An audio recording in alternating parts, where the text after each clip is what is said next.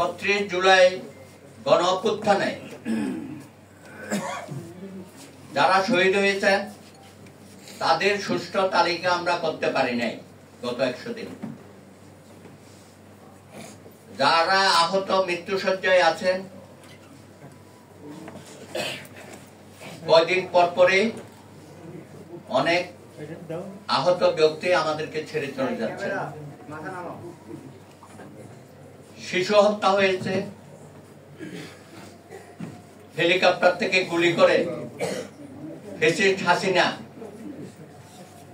এই যে জঘন্য হত্যাকাণ্ডগুলো করলো, প্রায় ২০,০০০ ছাত্র যুবক তরুণরা আহত হয়েছে। আপনাদের তো প্রথম এজেন্ডায় হবার কথা ছিল যে এইসব বিষয়ে মনোযোগী হয়ে ফার্স্ট প্রায়োরিটি শহীদ পরিবারগুলোকে পুনর্বাসন করা, তাদের বিষয়ে মেমোরিয়াল কোথায় কিভাবে হবে সেগুলো সুনির্দিষ্ট করা, আহত যারা হয়েছে তাদের সুচিকিৎসা করা, উন্নত চিকিৎসার জন্য বিদেশে প্রেরণ করা, যারা অন্ধ হয়ে গেছে তাদের ব্যাপারে ব্যবস্থা গ্রহণ করা। কিন্তু আপনি জাতিকে তো পুরা হতাশ করে দিয়েছেন। ৩ মাসের মধ্যে আপনি তো আমাদেরকে আশ্বস্ত করতে পারলেন না। কথা ছিল শহীদ পরিবারের সদস্যদের নিয়ে সবাইকে নিয়ে একটা গেট টুগেদার বা কিছু একটা করবেন, সেটাও ডেট ঠিক করে করতে পারছেন না। আপনি শহীদ ফাউন্ডেশন করেছেন, সেখান থেকে সাহায্য সহযোগিতা দেওয়ার কথা, সেগুলো থেমে থেমে যাচ্ছে কেন? কারণটা কি? আপনারা যদি না পারেন ছেড়ে দেন। ফার্স্ট প্রায়োরিটি হবে এদেরকে বাঁচানো, এদের পাশে থাকা। তারপরে আসেন আপনি 10টা কমিশন রাইটিং করিয়া আমাদেরকে ঝুলাই রাখছেন, মূলা জোড়াচ্ছেন না। এইসব মূলা জোড়ানোর কাজ হবে না। 10টা সংস্কার মানে কি পুরো রাষ্ট্র আপনি পরিবর্তন করে দেবেন? এটা সম্ভব? সবকিছু আপনি পরিবর্তন করতেছেন। সবকিছু পরিবর্তন করা যায় না। আপনি নির্বাচন কমিশনের কোন অ্যাক্টিভিটিস আমরা দেখছি না, কোথায় যেন হারিয়ে গেছে। কখন আগে কমিশন নিয়োগ করবেন, তারপরে কখন ভোটার লিস্ট করবেন। মনে হচ্ছে ওই যে একজন উপদেষ্টা বোধহয় বলছিল যে ফ্যাসিস্ট হাসিনা 7 জানুয়ারির পরে যে কয়টা দিন পার করেছে সেই কয় মাস ছাড়া আরো বাকি বছরগুলো নাকি আপনারা থাকবেন। কি বলা যাবে? আরে খায় বাংলাদেশের জনগণকে চেনেন না? হ্যাঁ, ক্ষমতার এত লোক। কালকে রাতে ঘটনার পরে 4 ঘন্টা লাগছে কয়েকজন উপদেষ্টা সেখানে যাওয়ার জন্য। লজ্জা হয় না আপনাদের? এটা নিয়ে আবার ওদেরকে আন্দোলন করতে হবে। আহত আমার তরুণ ভাইরা যারা মৃত্যুর যন্ত্রণায় প্রত্যেকদিন দিন অতিবাহিত করছে, তাদেরকে আবার বলছেন আজকে নাকি দুপুরে মিটিং হবে। এসব নাটক বাদ দেন। আমরা নাটক, মহানাটক বহু দেখেছি।